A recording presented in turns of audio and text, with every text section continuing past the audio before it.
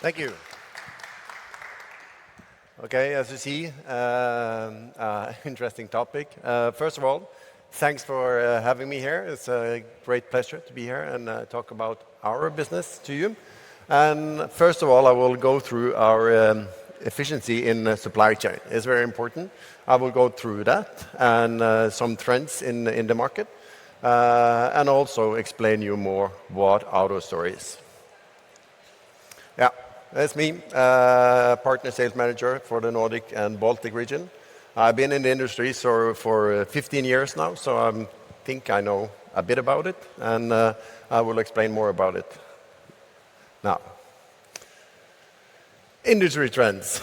Everyone knows and sees that it's changing, the trends in the market. So how does we think that AutoStore fit in those trends? Of course, everyone knows e-commerce is there, and it's going to be bigger. And if we just look at on 26, is 24% of all retail purchase will be done online. Is there, and of course it had a boost when the COVID entered. And automation and robotization, it's getting like a rapid development when it comes to especially robotization in the market, but also the industry trend 4.0 is there, and the potential also there is pretty huge in terms of potential project for us. And when you look at the urbanization and how that is developing, it's scary, but it's as it is. Like in the future, like between 2015 and 2030, they will just grow. The amount of people that lives in city, it's already high, but it's expected to be higher. Like 98% of the consumer will live in urban area. And last of all, the demand for delivery and speed and accuracy that omni-channel is bringing into the market is for sure there, and it's going to be even more demands in the future. And as I show now on the next slide, is the speed of change. We have never seen so quickly change of trends and things in the market. Here you see like a very famous company like Netflix that used 3.5 years to get 1 million users online. And other ones, Facebook, 10 months. And then we have the new one that probably all of you know, ChatGPT. Used 5 days to get 1 million users. That just shows that the market is in rapid change. And to be on top of that, you need to be prepared for it. Try to be prepared at least to predict. It's going to be even more difficult in the future. But consumer demand, as you said earlier on, the change and the speed of change for consumers have already changed dramatically in the latest years. When we think about COVID and the conflict that is going on nearby here, of course, it's changes a lot. And the consumers will, as some earlier presenter also talked about the 3PL, the speed of delivery is not the next day as was pretty okay before. Now it's in hours. And then, like the traditional way of doing things is to have a warehouse outside of the city, convenient, easy, and everything like that.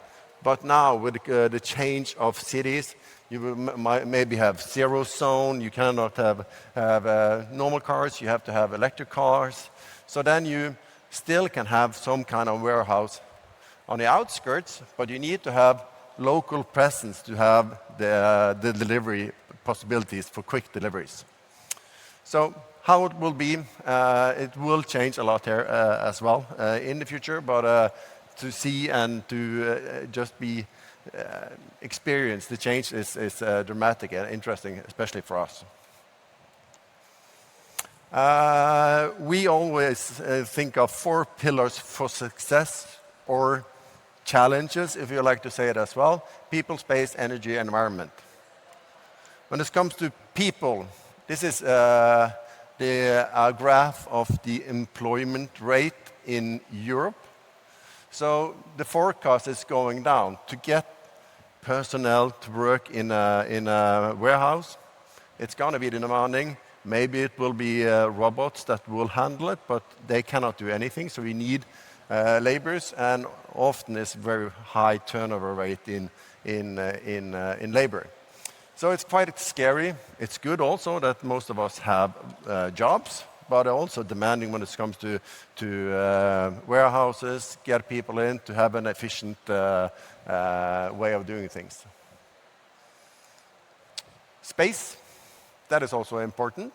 What you see here on the graph is the dark blue one is the space we have now, current. And further down, 23, 24, it's the retrofit that you need to do to get those warehouses up to the standards that we have now. And above that, that's the required rate that is needed. And of course, we think that we are a good solution then, because we are like a system that's very space efficient. So instead of building high and large, do it compact. I will go more into the details on how we are doing things, of course, with AutoStore. Energy. Everyone knows that the energy costs have increased a lot the latest years. Especially last year, it was like very difficult for your household and, of course, warehouses to get that effect of the high energy price. Maybe it will be better in the future, but in the near future, it will still be challenging. And when we look at here, like this is the percentage of inflation per countries. And where we are now, Lithuania, Latvia, and Estonia, they are like in 64% inflation of your consumption. So it's pretty scary to see the effect of especially the energy prices, how that drives inflation into your country. Hopefully, as I said, it will be better, but not in the near future. And environmental. When I'm talking to customers, they are getting more and more interested, of course, in their sustainability of our CO2 footprint. It's getting more and more important for customers. If it's not here, it will come. But everyone knows that we need to reduce our pollution. So to be there, to know about net zero, have it in your back of your mind that this is something that it is important, and it will be even more important that we take care of our planet eventually. Yes, AutoStore. Some probably know our solution, but it's a compact warehouse system in the light goods segment, we can say it. It's a fairly easy and efficient system. It's based out of a controller, some ports, robots, some bins, and the grid. Pretty easy as it is, and it's also easy to install, easy to maintain, and you have great availability with our system. So our business, as it is now, is our operational overview, as we can say it. Like in 2022, we have sold 1,150 systems worldwide, divided on 800 unique customers in 49 countries, where we have sold the robot of 52,000 and 5.3 billion bins. And all this is based from Norway. We are from Norway. As you see here in the corner there, like in the west of Norway. Yeah, you couldn't believe that people are living there, but this is where the company is based out of, from the middle of nowhere. And now we are the biggest one in the ARS light system. And as also I mentioned about environment and power consumption with AutoStore, you see there on the right corner there, how much AutoStore is producing when it comes to, or using when it comes to power, is basically nothing. We always say of all those 1,200 installations we have sold, the lighting, printers, everything else using more system power than AutoStore itself. So that's why we think we fit good into the environment. Value proposition. So with AutoStore, you can have the speed you want, like 650 pics per hour. You can have it in any shape you like. It will reduce the footprint of your warehouse by 4. So it's dense storage, like it's a cube of bins that you have a goods-to-person terminology on. So it's modular, easy to install. Also, like you can have, of course, 24/7 operation. And what we are really proud about is the availability of the system. That is not taken out of thin air. It's like based on what we know about our systems. It's 99% uptime on your system. So it's a good system, and it barely don't stop. And also when it comes to delivery accuracy, you have 99.9% accuracy when you have a system that is doing it for you. And it is easy integration with other host systems like WMS and ERP system that we focus on. And where are we? Like when it comes to market sector, where do we fit in? Where do we sell the most? Of course, the apparel sports is our biggest sectors, and also with the industry. But what is growing a lot now, of course, when it's to have a bit of uncertain times, is 3PL. And also where we are seeing a good traction when it comes to grocery. So, but anyway, we fit in most sectors in when it comes to automation or warehouses. Of course, everything cannot fit in our bin, but most of the goods you have would fit. And I will also say that we have pretty decent clients that or customers that have bought AutoStore. Yeah. And land and expand strategy. Because for most installation, when you're building with our competitors, of course, you need to forecast how big you need to build it in the future. With AutoStore, you build what you need and extend later on, because the simplicity of extending AutoStore is very, very good. Meaning, if you want to extend with one robot or two, it's easy to install. If you want to have robot ports in addition, easy to install. But also, if you want to extend it, make it more a double, bigger later, like you don't lose time. It takes some hours to prepare it, so it's prepared for extension. And when you are extending it, you have full operation of your system. So the downtime that is important for us is good with the system. And how you build it, it depends on how you want to do it. It can be big. You can utilize the most of the space in the warehouse. And if you expand your warehouse later on, yeah, you just extend it. So also when it comes to AutoStore, like we can be very small. Like the smallest system we have is roughly 1,000 bins. And the biggest we have now, it's over 1 million bins in one system. And this is not the boundary for us.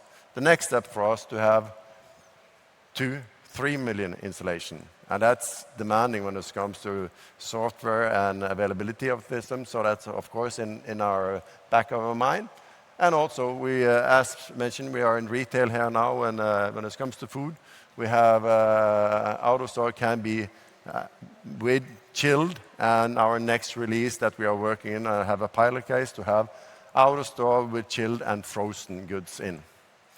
Compact storage, reduce the energy cost at least with 50%.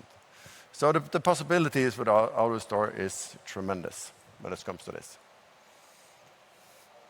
Yeah, and of course, AutoStore is a system that can easily integrate with other technology, because we see that AutoStore cannot do everything by themselves, because we have our limits in our boxes.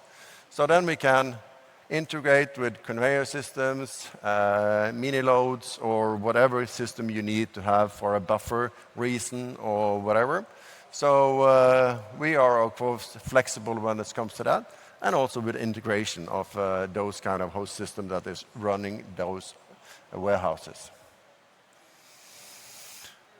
Just want to show you, like, illustrate how we do it. Like, this is the normal footprint you do with the conventional storage.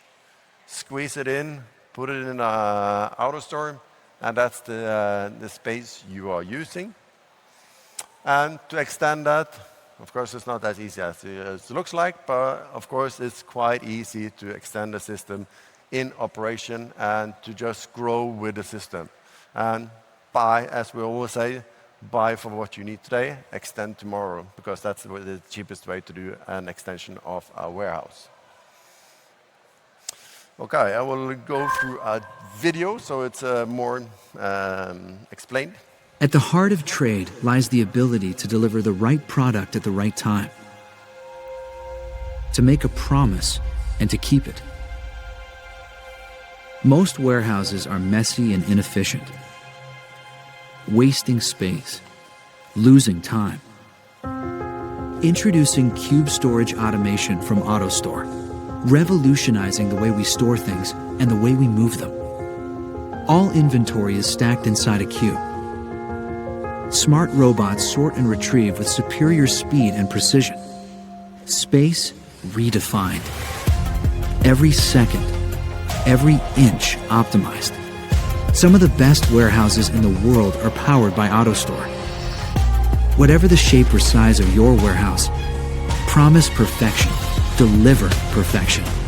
Warehouse robots from AutoStore, the cube storage pioneers. Yes, then you got a sort of a more impression of how AutoStore is and how it works. Bit ahead of time here, but thank you for me.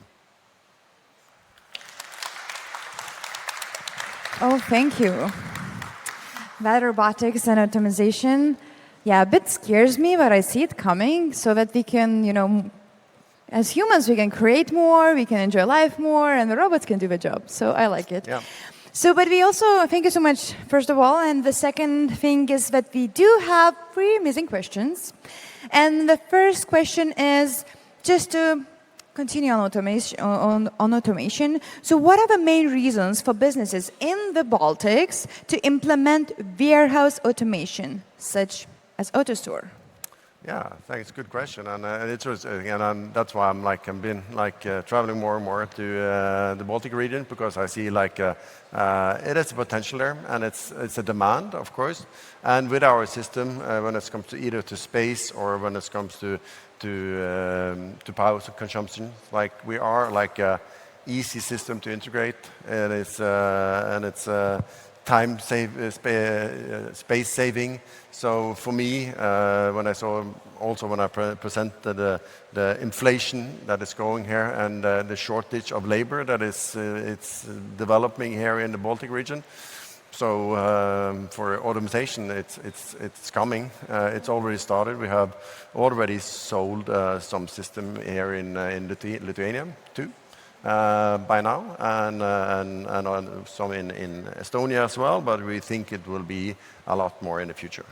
Okay, so you do see a potential in Baltics to implement? Yeah. But also, what is interesting to see how you're gonna gonna get the investment? Is this going to be CapEx, OpEx? Of course, we provide both CapEx, OpEx solutions. We can provide with pay-per-pick. We will do whatever it takes to make it as best for the customer as possible. But we see, of course, a huge potential here, and it's needed. Like what's going on with your neighbors in the east here is not easy for labor. Yeah, that's a tough topic. But so you mentioned about Baltics, that you are trying to come here, and you're already coming. Welcome. Thanks. Very pleased to have you.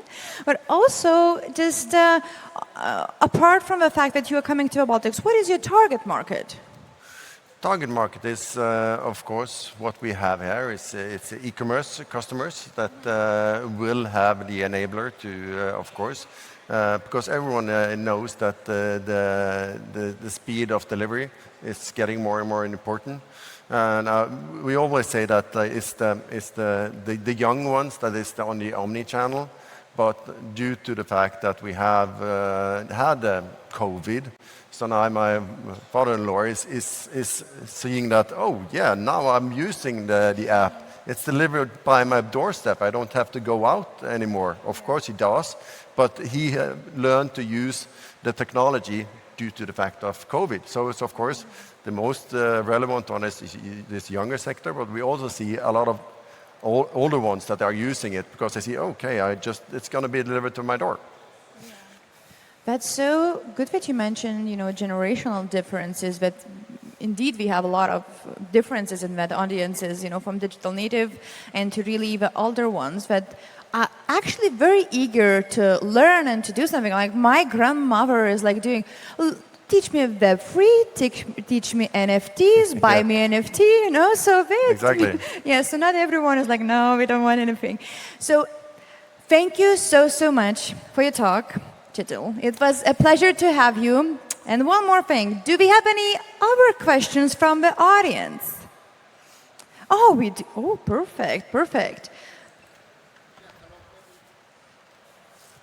I'm not used to microphones, but hello, great Hi. Presentation. Maybe the question in general about the sizes of the parcels that could fit inside the bins. Is it required for customers to adapt to specific parcel size, or do you do like repacking yourself in order for the system to work efficiently? With our system, with our totes, it's the footprint is the same, but it's the height that we change. So we see when we go into warehouses, even though like it's a car part, spare parts, you have a lot of big parts, but the percentage of goods that are fitting our bin is very high. Like even on those, it's like between 80 and 90% of all your inventory will fit in our box. So then, as I said also earlier, then we have like auto solutions like storage on shelving, things like that for like they call the uglies that we refer to when it's bigger than it don't fit perfectly in automation. Thanks. Nice. We have one more. Hi. Hi. Thank you for the presentation. I have a question that seeing from the automation side, so main target markets, as I understand, is like the EU, developed countries, right now the Baltics, like where the labor is relatively expensive for the business.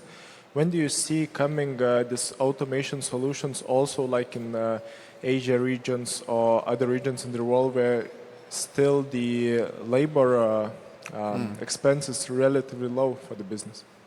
Yeah, very good question. And what we have seen throughout the years, we have good traction when it comes to even China. We have delivered like 6-7 installations in China. And the main reasons for that is labor shortage and turnover. So when you go into the world of speed and delivery to customers, you need to have steady labor and to be efficient when it comes to your logistics. So then we see like we have already installation here in Estonia and in Poland, Romania, Czech Republic. Like we see even though it's the labor cost is a driver for sure, But we also see that the other things, the shortage of labor, is drivers that will just equal that. Yeah. Maybe we will hear you, but let me just pass through. Sorry. Hi, maybe I would add something, labor costs and land costs. Yeah. This is another point. Land cost, and because you need to either extend or you can do the warehouse, automated warehouse with a smaller grant than the conventional one. Yeah. When you have this savings in our system that you can remain in the warehouse, of course, that's a huge saving potential. And maybe I can add something to the boxes, to the bins. The bins has also dividers, and you can. You're from UTS, yes, I know. So it's true. It can be compartments in the bins,